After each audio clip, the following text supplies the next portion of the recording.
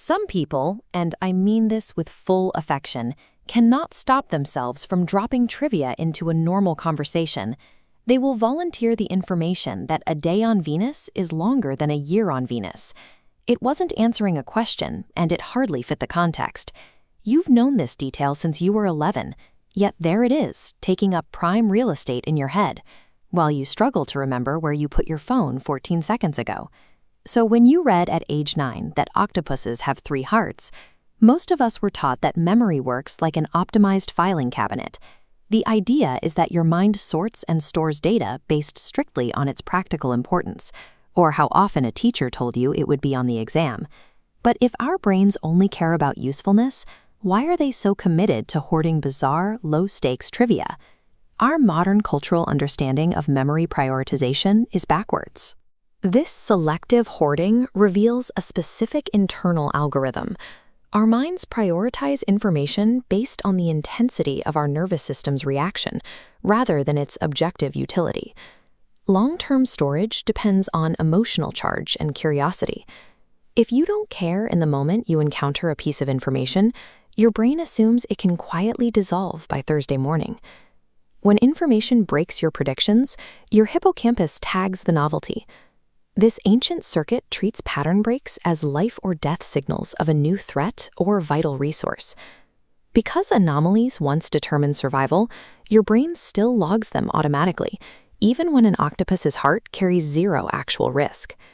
Psychologists track this through a personality dimension called openness to experience. For people who score high in this trait, novelty acts as a genuine internal reward rather than an exhausting distraction. Learning something unexpected triggers the brain's reward circuit. It produces a measurable dopamine response, physically rewarding you for finding a glitch in the ordinary world. Retaining these random facts is the physical residue of your nervous system actively experiencing delight. We can see this mechanism in action through research. In 2014, a team at UC Davis used a study to track what happens to our intake capabilities when we enter a state of high curiosity. High curiosity opens a wider aperture. While subjects focused on trivia, their brains absorbed massive collateral information. Peripheral details, like strangers' faces shown between questions, became permanently etched in memory. Everything passing through that window of wonder simply had a better shot at sticking. People who collect strange facts aren't actively trying to memorize the world. They are perpetually mid-quest for new answers, and their attention is naturally tuned to catch everything that passes by. These fact collectors are simply navigating the world with a wider attentional lens than the average person. If you look back through your personal catalog of trivia, you will clearly see that it isn't random at all. Your facts cluster around very specific sensations of wonder or absurdity. Some facts cluster around a sense of existential scale, like knowing that Cleopatra lived closer in time to the moon landing than to the construction of the Great Pyramid. Others focus on mathematical absurdity, like the fact that there are more possible iterations of a shuffled deck of cards than there are atoms on the entire Earth. And some capture a sense of hidden poetry, like the name for the smell of rain, petrichor, a word coined by scientists that translates to blood of stone.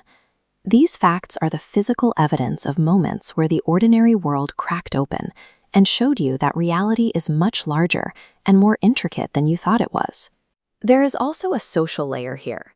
For many people, sharing the facts is most of it. Volunteering the information that a shrimp's heart is located in its head is actually a bid for true human intimacy. Sharing a strange, true thing is an open invitation. It is a way of saying, "Come find this world as fascinating as I do." This is especially true for those who were told as children that their enthusiasm for obscure details was too much or unnecessary. They kept doing it anyway, because acting like the world isn't fascinating never made any sense. Your brain is not a failing hard drive. Reaching for a relentless curiosity about the world is the